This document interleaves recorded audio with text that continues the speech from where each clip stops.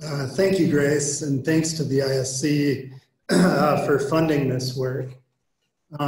Actually, while I had that up, I wanted to point out this is some of the same imagery that John Peterson was showing yesterday. I've found that if you load the near infrared in the green display band and apply a stretch, it removes a lot of that atmospheric interference that we saw in the examples yesterday. So again, thanks to ISC for funding this work. I wanted to start by defining a spatial database or a geodatabase, and I actually can't read it here. But in essence, it's a set of geometric objects that sit in space, and they're directly linked to detailed attributes. So it's information that would be stored on a map, like a proximity for a specific location, as well as sometimes highly detailed tabular information. Geodatabases are cool because they can store multiple types of topology or geometry, so they can store points, lines, or polygons. But I wanted to point out that this particular habitat restoration geodatabase only includes polygon data. So basically the boundaries of features or sites are represented as areas. And as of right now, it also only includes completed projects. So the main goals for this work were one, to create a comprehensive data set. And when I say comprehensive, I mean in terms of the sites that were represented, as well as the information that's available for each of the sites. And that type of information I'll get into more detail through this presentation, but it's really the who, what, where, and why for the specific habitat restoration features that have been constructed on the ground. The program has developed a new website with a new and improved database management system. And soon here, there's going to be a GIS interface on that website that'll host GIS data that's not otherwise publicly available. And so a data set that included the previously constructed habitat restoration sites was identified as a major data gap, and that was part of the reason for doing this work too. And you know, I guess this is true for a lot of types of GIS data. It's meant to streamline thematic map making, data summary, and analysis as well. So the development process was really pretty straightforward. I attended a couple of the HR science work group meetings through the program, made folks aware that this task was going to be taken on, and gathered feedback, really valuable feedback on what folks' goals were for this type of data set, as well as who I should start with. Like if I want to gather information from a particular organization, who do you recommend I contact first? Following those meetings, I sat down in in-person meetings with a number of the key program partners. And during those meetings, we talked again about usage and went through creating a detailed attribute schema, or coming up with an attribute table that was meant to directly relate to how people wanted to use this sort of information. We also reviewed the features that were already identified for their agencies and focused on what might be missing. And during those meetings, I also gathered key supplemental information like reports or monitoring data as built as they were, readily available. Afterwards, I sat down and developed the attribute schema, processed the data, which basically meant overlaying all of the pre-existing GIS data and populating the attribute fields. And so a draft database has been completed. Last month, I parsed it apart by agency and circulated draft versions of each of the agency's sites to them for feedback and improvement.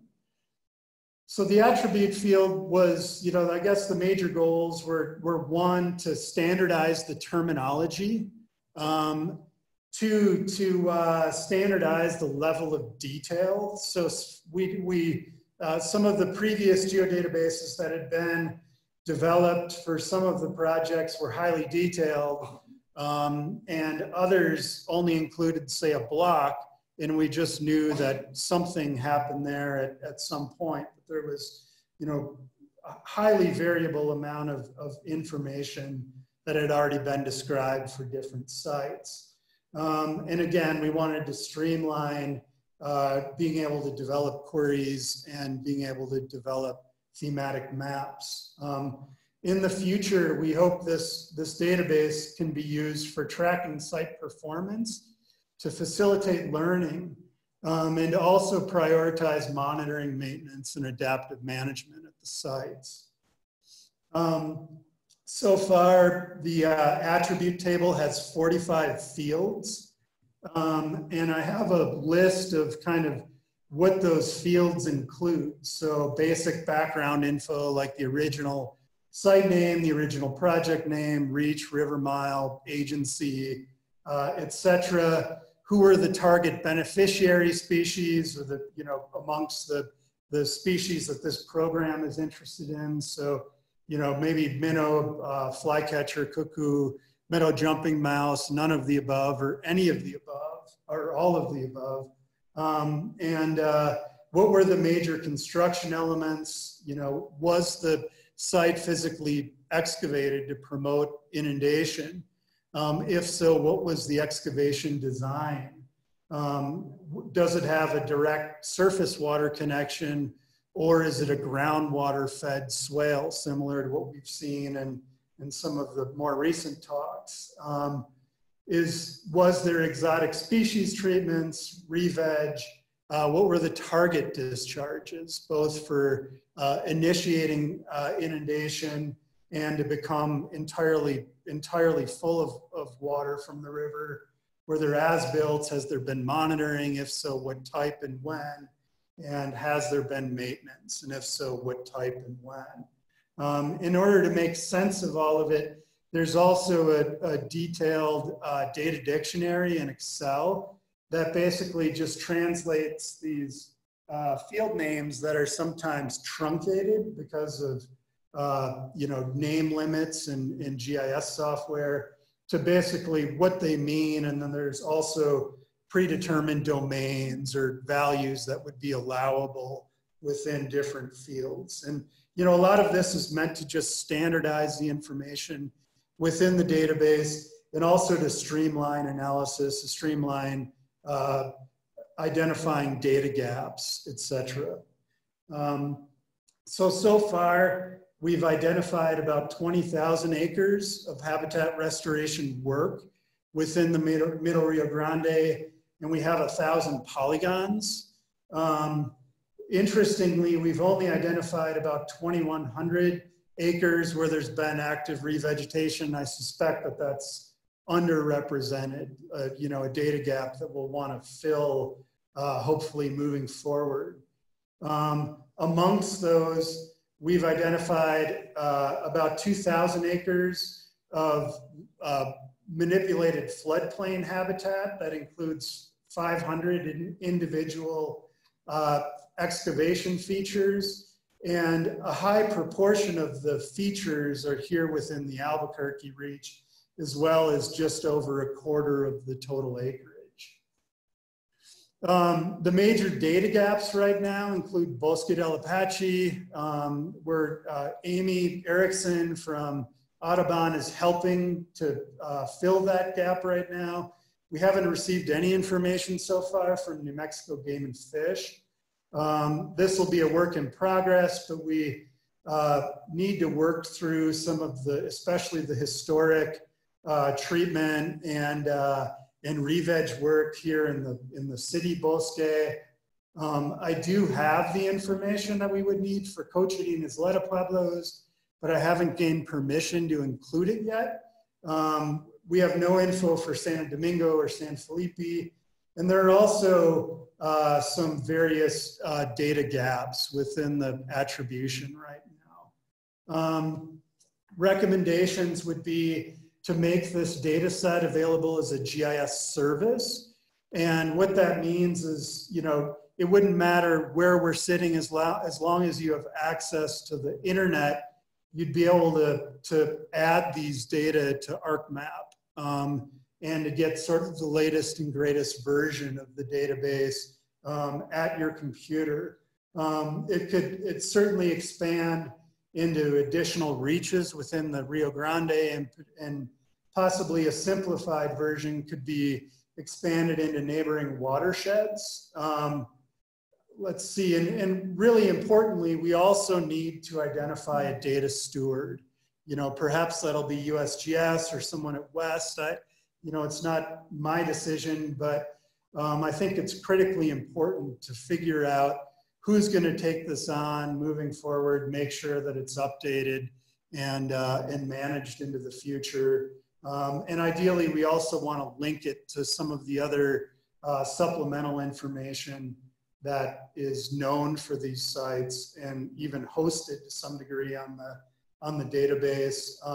It would also be interesting to include sites that haven't been constructed yet, but maybe are in consideration as a next step. So I'm just going to go ahead and read this. There's, you know, literally boundless potential uses for a database like this, but you know, some of the ideas that came immediately to mind are, you know, quantifying the acreage of inundated habitat that's contributed by the previously constructed HR projects, to assess longevity of various design alternatives, comparing vegetation conditions across revegetated and non-revegetated sites, prioritizing maintenance, siting monitoring, and selecting future habitat restoration sites. And that's all I've got. Is there time for questions?